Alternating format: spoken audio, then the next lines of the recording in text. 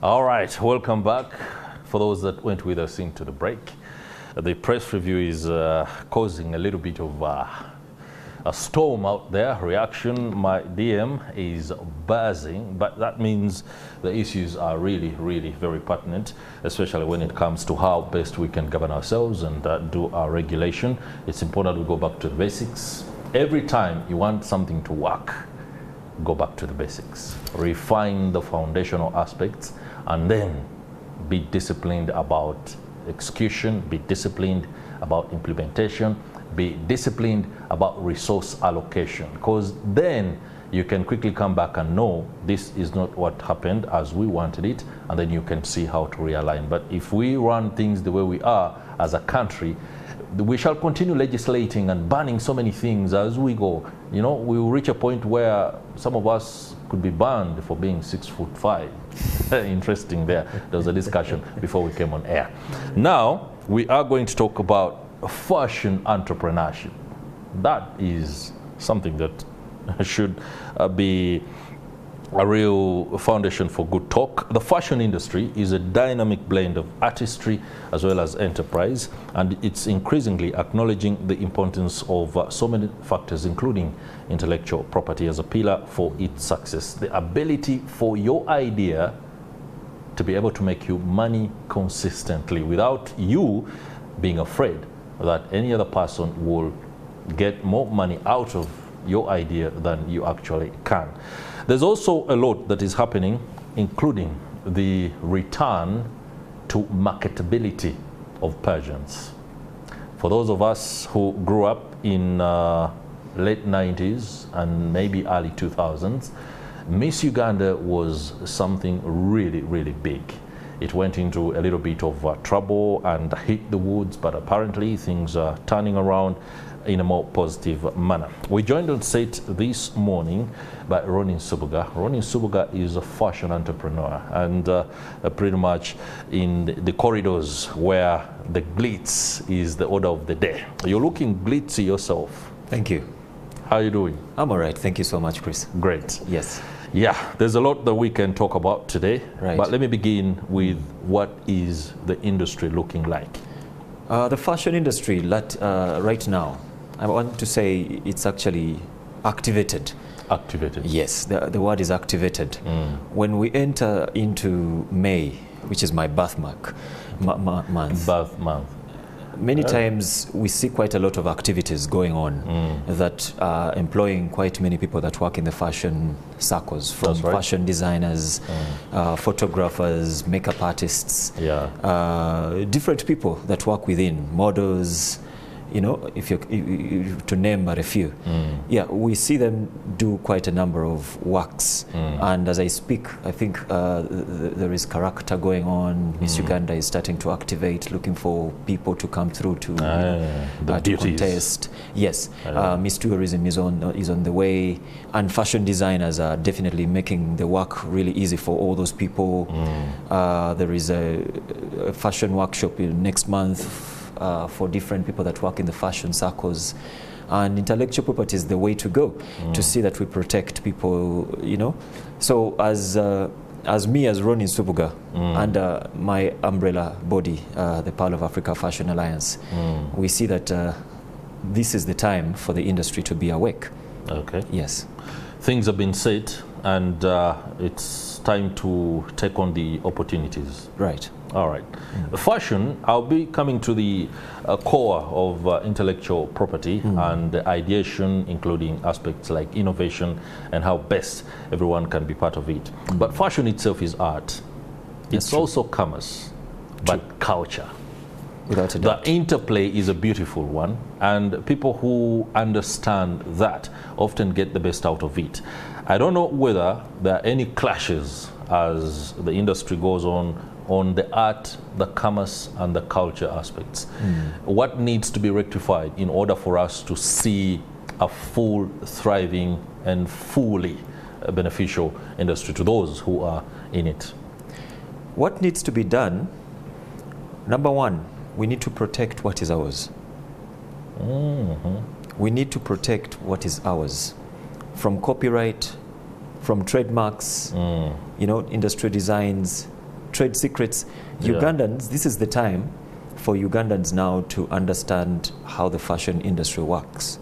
Okay. I think we are being behind schedule, for lack of a better word, for a very long time. Many people say they are fashionistas, but I don't think most of them even understand what it means to be into the fashion industry. You see, so there is today need for Ugandans to understand the business of fashion. To understand the business of fashion. It's no longer just about selling clothes and maybe buying clothes. Others maybe just dressing up in clothes. Today the industry is really big and it's really adding up to our GDP as a country. So what should be really done today, 2025, is for us to now see that the industry works. We need to protect what is ours from original artistic works, like fashion sketches, that is to the fashion designers. That is right. Even someone that is working on their shoes, trust me, they need to be able to protect those materials, those prints, those designs and some of those garment constructions. And you find that in fashion, corporate protects surface designs, the logos, those kind of themes, and Ugandans have not been embracing this for a very long time. They literally knew nothing. So for the first time in the world, I think the time has come for us to be able to protect that. Our trademarks, these are topics that have not been put right. We have been seeing musicians making too much noise about this. Fashion people have been quiet. Not as for sure. We that are in the fashion industry were keeping quiet about this. We thought probably we're not part of the creative industry. Even the government itself had not prioritized the fashion industry as part of the creative industry till 2024, when I remember when I set up the Pearl of Africa Fashion Alliance, and I was telling government, hey, we need to be a part of that cake in all aspects, talking about the creative industry. Now, since those discussions have started, we are part of UNDP4. The textile and fashion industry today at least has a voice under the Pearl of Africa Fashion Alliance. And now we are trying to have Ugandans joining and having one voice. Because through the one voice, we are going to be able to protect what is ours. We're going to be able to understand the value attached to what we are doing in the industry. I love the passion with which you say the words protect what is ours. And that is down to the fact that there are so many competing aspects in fashion that if you're not careful, you might not actually know exactly what is going on. Let me talk about the litany of fashions, especially outside of our Pearl of Africa enclave. I mean, when you are celebrating, for example, the various events that we see at the Kampala Serena, the fashionistas, so to speak, come in and they seem to be celebrating the other fashions outside of Uganda. And there's very little innovation, there is very little glitz and glamour that is attached to what is ours. And I believe there's a lot that can happen. For example, the I don't know what this fabric is called in English. Chikoi. It's called the kikoi. English can even in can English, take it on. It is kikoi. No doubt. That fabric is a beautiful piece. And many times when I see the women, and they look lovely. Indeed. I don't know what needs to be done to make it more acceptable, so that instead of the overly elaborate, Western fabric and designs, we can twitch the chikoi to levels where it's given international attention. I think by doing so, we shall be exporting, celebrating, but also making money in culture. We will be making a lot of money if we are motivated by government. If we are motivated by government. You see, recently I think I was watching a show here at Serena, and it was really glitz and glam. For real. The kikoi. They always are. Indeed. There is sometimes I'm afraid today to we have the biggest red carpets in East Africa. The fashion industry in Uganda is really doing well, I would believe. And such kind of fabrics like the kikoi, Ugandans today are sleeping on it. Indeed. Because we by now should be taking it to London Fashion Week, Paris Fashion Week, Milan, would be in those kind of international platforms, which we are not doing. The many Ugandans that are making clothes for the so-called fashionistas, the celebrities that you see, the people that are in the film industry, most of this is not even protected, like sketch work and all that. The big fashionistas that we celebrate on red carpets, do you realize most of them do not even have a design in their names? That's where we are really lagging behind. Today, feel free to ask any fashion designer if they have protected what they are giving to any celebrity. You will feel so disappointed. Wow. And I assure you, Ugandans. I speak to them. Yes. My dear Ugandans who are working in the fashion industry, please, today is the time. Let's protect what is ours. This business of exposing what is or what belongs to us and put it out there without protecting it, we're doing really a lot of harm. You know, we need to celebrate the Uganda we have. They say buy Uganda, then build Uganda. A lot of Ugandans have had a very negative, disturbing element on that.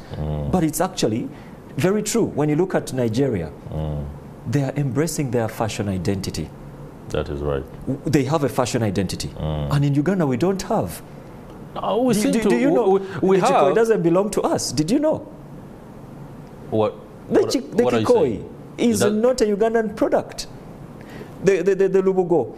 Sometime back, I think we've been in discussions. I was just about to say, I had a story in one of my, I read somewhere that somebody had patented the back cloth. The Germans. The Germans did that. The Germans protected it, stole it away from us, and I think we have been in discussions with URSP asking questions that have not been answered. Okay.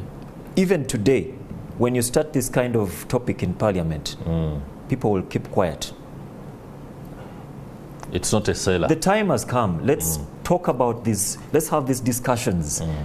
Ugandan designers and craftsmen, please, the time has come. Let's have these discussions. Now that we're celebrating the World Culture Month, you know, or was it yesterday, but when we celebrated the World Culture Day? And for Uganda, we are, I think, pushing it to next week. Is it to June? You're pushing it to June. The time has come for us to bring forth some of these discussions. What happened to our Lubugo? It's Ugandan made. It's what we should actually be, putting in front. But we're not doing that. Why? Because probably we are scared someone is going to come and tell you, hey, why are you showcasing the Lubugo on London Fashion Week? It doesn't belong to you. It doesn't belong to you. You understand? Yeah. So we now need to sit down on table and discuss our fashion identity. The Pearl of Africa Fashion Alliance is starting discussions on that, on how we can start this together with government. That is right. Because if we don't, we are wasting time, and of course we need to make the money. I was telling someone this morning, my children have to go to school. They have to. Once these things have been prioritized. So government, please motivate us. Let me ask what might sound like a very basic question for somebody who is there and they have this whole idea of needing and wanting to protect what is theirs, and Uganda in general. How do they begin the process before they encounter the technical aspects of intellectual property and stuff like that? How do you use the little resources that you have, the little space that you have, the modest ability that one has in fashion to be able to create more like an identity and a path that you can use later to go for the greater issues, including IP? Yes. Now, for my Ugandan artists, especially those that work in the fashion industry, you could be a fashion designer. When you ever have anything in your mind, draw it, sketch it, put it out there. Okay, when I say there, please don't go on social media and put it Facebook there. And I think that's where most people are having it wrong. When you're protecting anything called design, all this, you sketch, all that sketch work is what is going to be taken into consideration.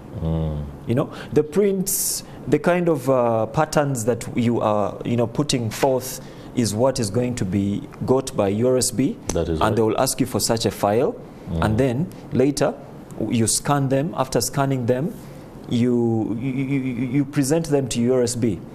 Today there is a portal online where you go and protect all this. This is something that most Ugandans don't know.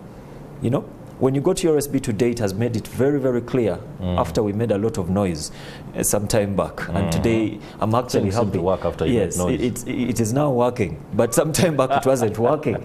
But I'm happy that at least someone now can sit down and draw out whatever they're going to put out, and then put it in a file, present it to USB in like 1 month or 2. All this will be given to them, it will be protected. Then that's when now you go on social media or any other kind of media platforms and present it there. If you don't do such a thing, whatever you're doing, the world is going to steal what is yours.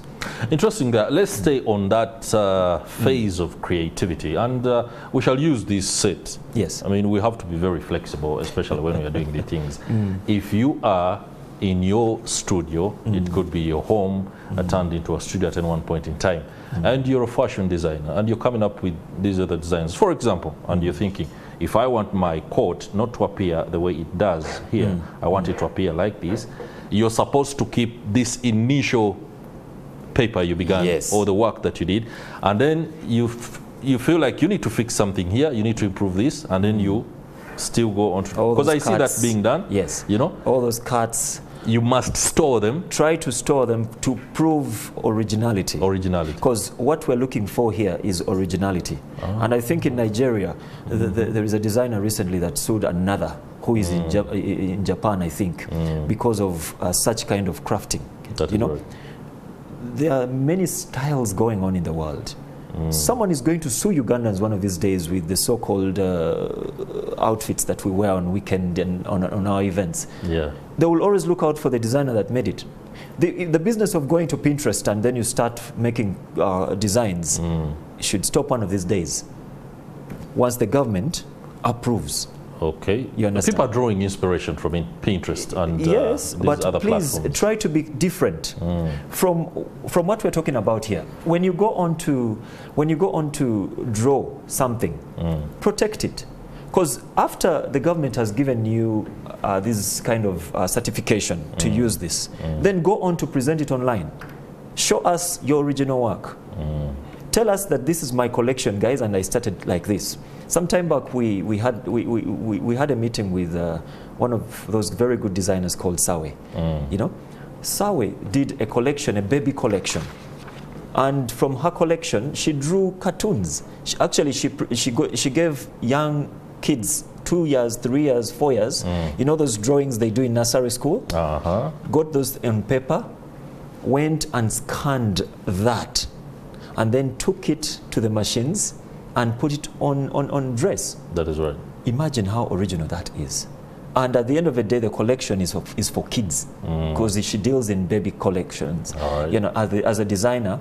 Now later, she's online trying to prove to us that, okay, guys, this is where I started. There is a storyline. There is a story. Yes. To it. When you go to government to protect your designs, we want to know what's your story.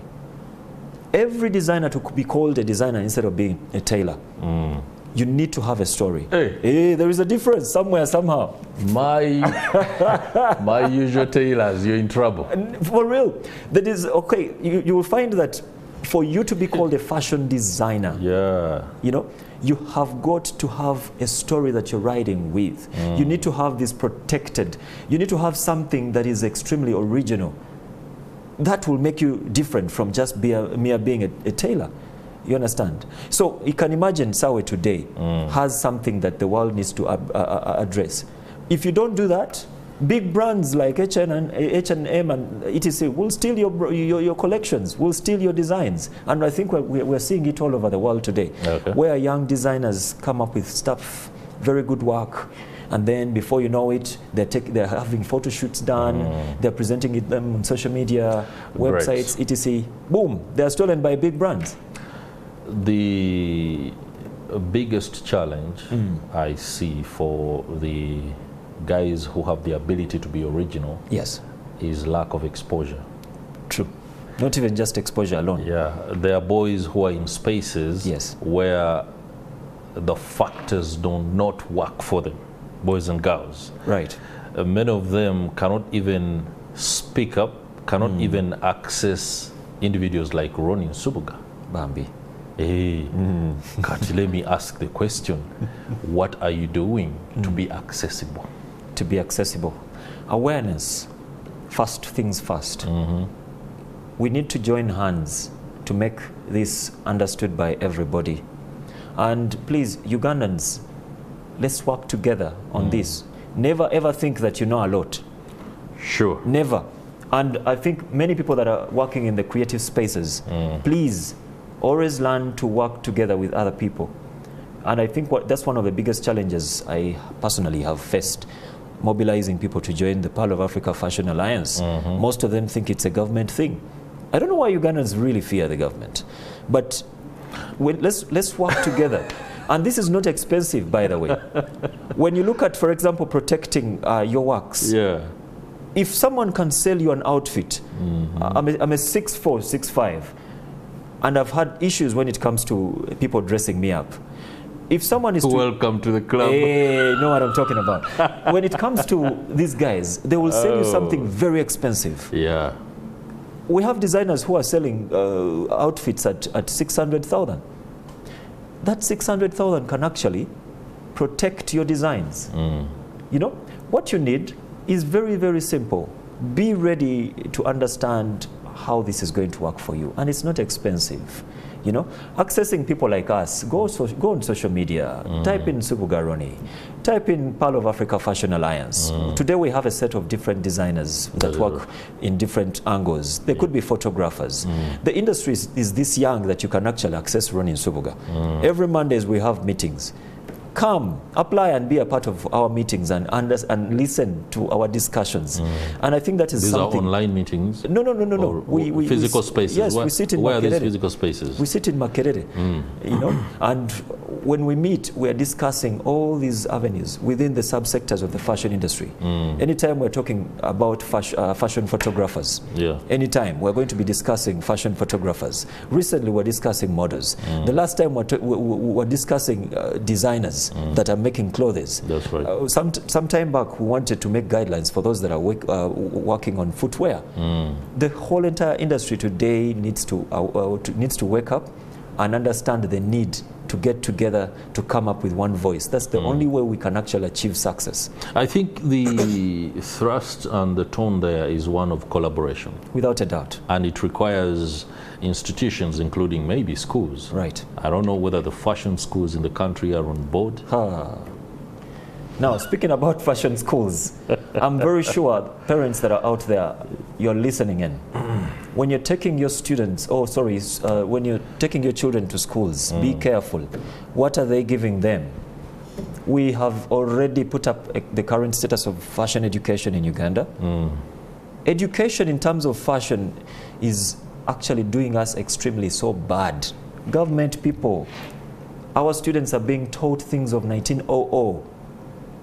We're in 2025. Wow. We're discussing business here. Some of these young fashionpreneurs do not even understand the business in fashion. What they know is tailoring. That's why most of them are running to Chikubo.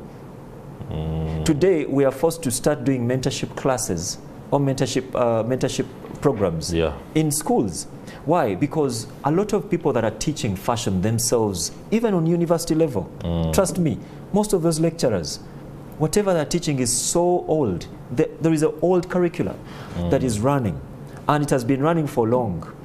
And it's very challenging anyway. It's really, really challenging when you look at what our so-called students are learning today. And those are the same people that want to look like the likes of Abrams, the likes of Santa Anzo, you know, which is extremely tough. It's a tough They don't teach them the reality of what's going on in the world today. Interesting. It's a complex web, and traditional craftsmanship, bringing it on to the Western abilities that are mostly hinged on technology is something that we must pay attention to. All this is a support structure that people need. I hope it's one of the things that you guys are looking to, especially when you need the government to come on board. That's true. Interesting there. We are entering the final bend of this particular discussion. I would like you to reflect on is it You said an expo or workshop? It's a workshop, yeah. And exactly what you intend to achieve. I know you've already hinted on some of those aspects. What do we expect in the workshop? Who is coming to talk to us and things like that?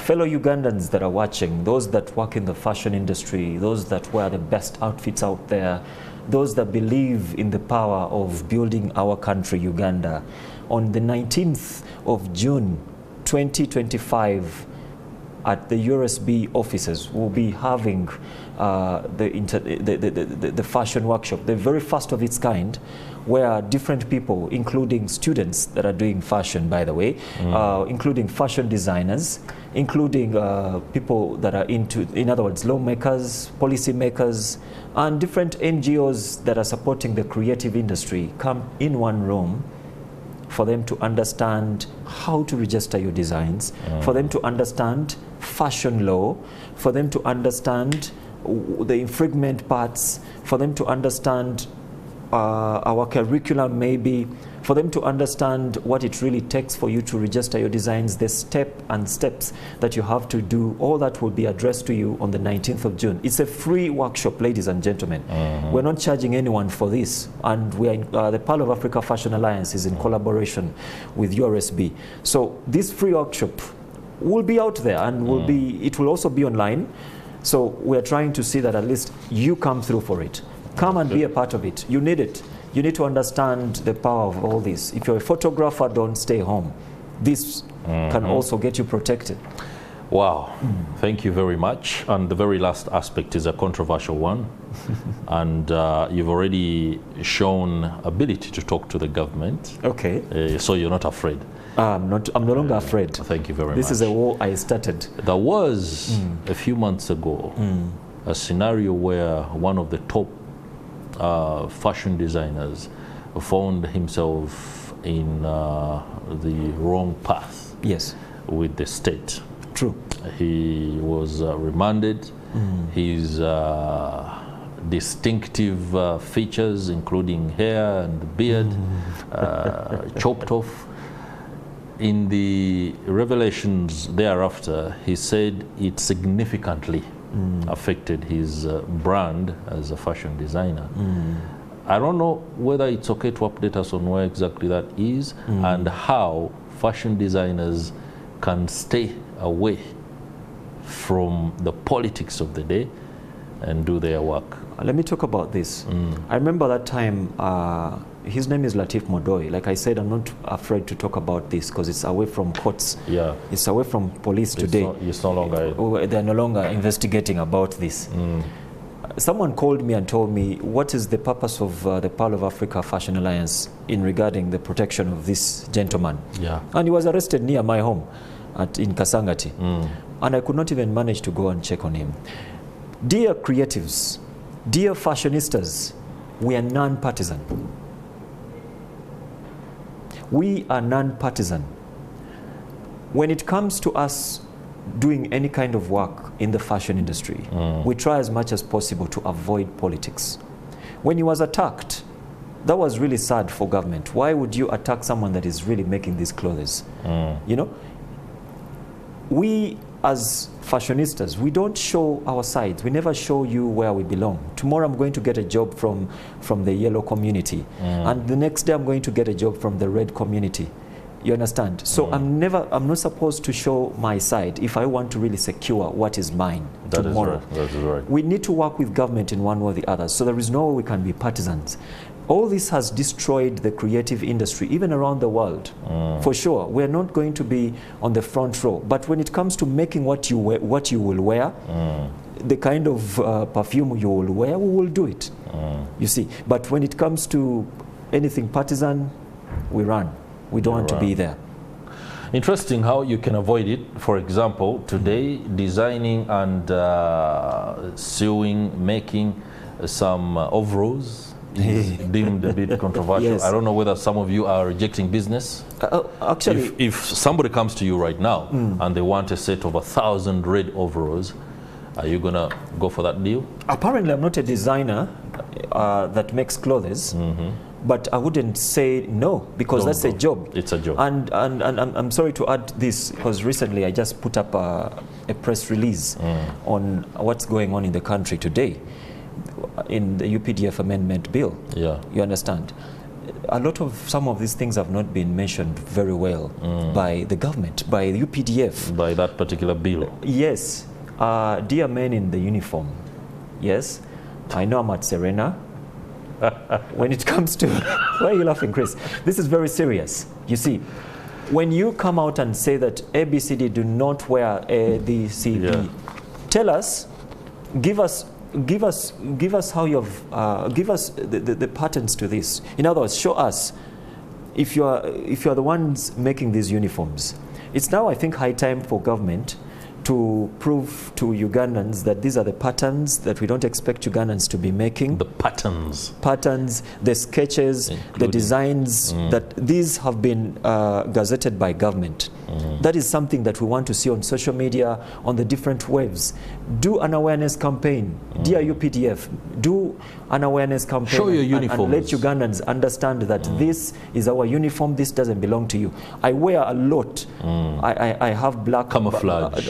I like wearing a beret in black. I've been wearing them for the last 20 years, I think. Okay. And of course I do that. Those that know me, you know. But I've never had any challenge. You see, I will not wear the red one. Neither will I wear the yellow one. You understand? Yes, but that doesn't stop me, because this is what makes me comfortable. You understand? So, dear UPDF, show us.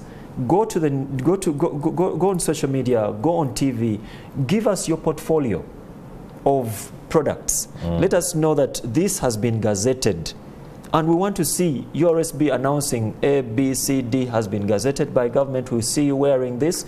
I think that's the way to go. Instead of you coming out in Parliament and then boom, you start arresting some of us. Please.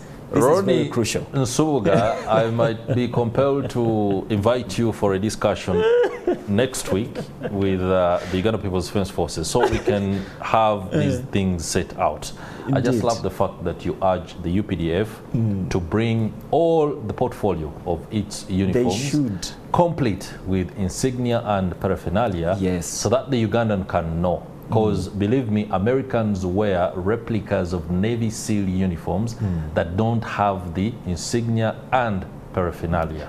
Chris, that is. Did you see anything nationwide, like a nationwide public awareness campaign on radio, on TV, you know, to educate Ugandans about their uniforms instead of criminalizing this? There you are. A Ugandan has spoken their mind on that. That will do it for this Take Note discussion. I hope we have learned, and maybe a new discussion and a new way of doing things will begin, especially at the Uganda People's Defense Forces. For those of you who are out there, mind your lifestyle. It's a weekend, but I'm urging you, do not go for Ulinzi rubber. That is government stores.